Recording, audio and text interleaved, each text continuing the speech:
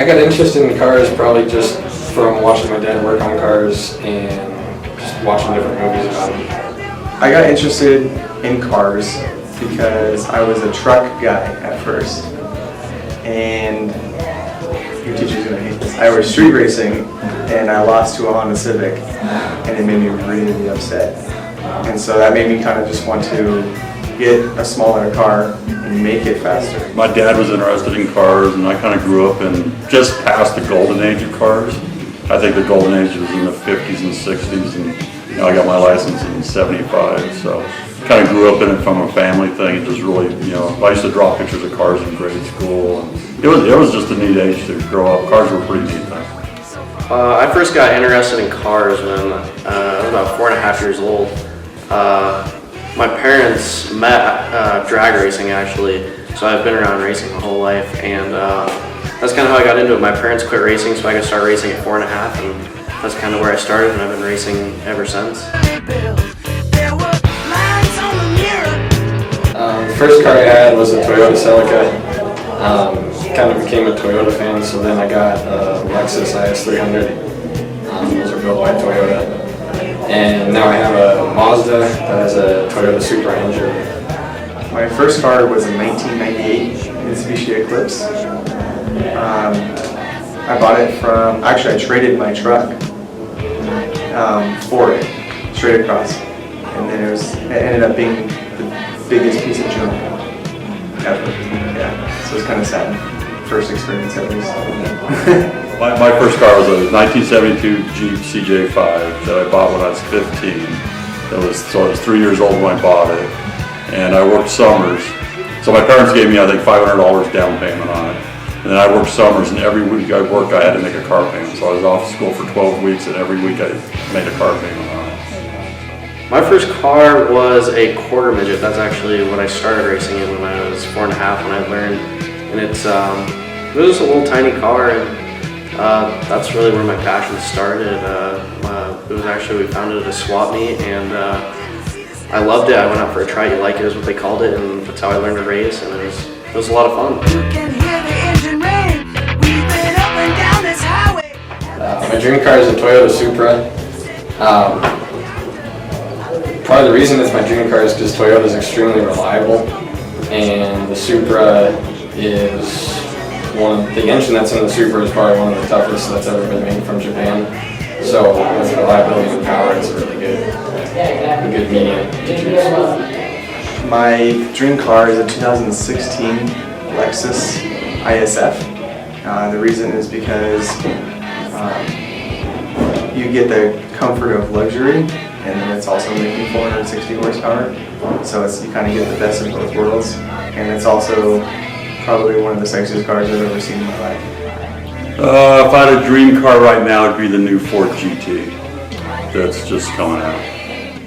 My dream car would probably be a '67 Mustang. It's from the movie Gone in 60 Seconds. That's where it came from, and it was a GT 500. And my dad actually works on Fords for a living, so I love Fords and I love Mustangs, so that'd be my dream car.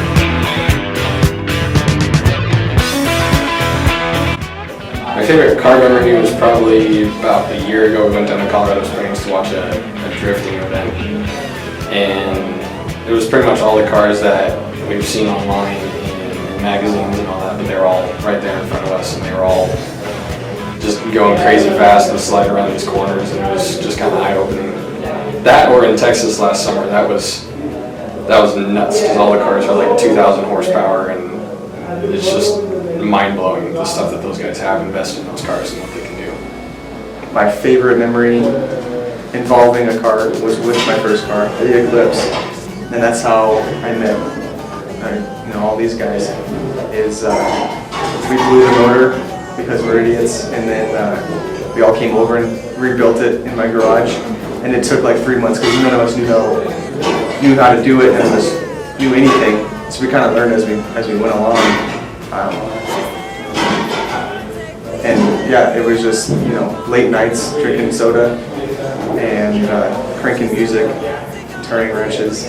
It's probably like the funnest time. Oh, It's probably my Jeep when I was a kid. Just taking it out four-wheeling, ditching school, and going to the mountains and spending the day up there. Yeah. I have a lot of good memories with cars, especially being in the garage with my dad. We made a lot of good memories building race cars out here. But I would say my favorite memory was probably in 2008 when I was racing my quarter midget, and I won my first national championship. And that was in Indiana, and that was a really good memory. I'll remember that one forever. My RX-7, I'm not sure the exact amount, but I could probably buy a small house with what I put into it. The car itself without an engine was $14,000. The engine was $4,000, the turbo was $1,700.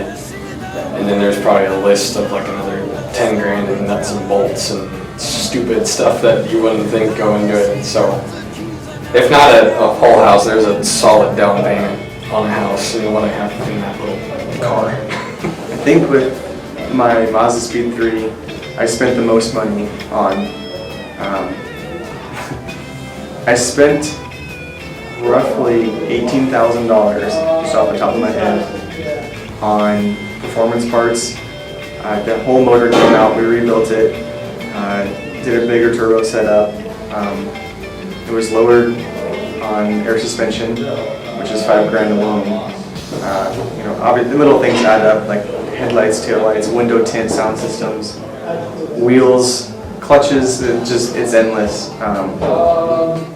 But yeah, it was pretty close to 18,000. Probably the most I've got into any one car is probably, but actually, it's probably the Hummer that we have. I think we paid, we got like about 110,000 in that. And the other cars are probably someplace underneath that. The most we've ever spent on a car would definitely be this race car right behind us. I've been racing this car for 4 years. It's called a Legend car. And that's probably been around 40,000-ish. And as long as I don't wreck it, it's not too expensive. But if you wreck it, then it's expensive.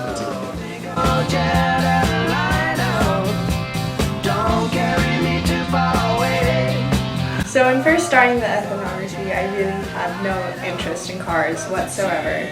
But after interviewing the people who put so much time and money into their cars, I understand more as to why they do that. After hearing their memories, like working on cars with their father, or just like the time era they grew up in, where cars were just such a big thing, it makes more sense to me now as to why they're spending huge amounts of money on cars as they do.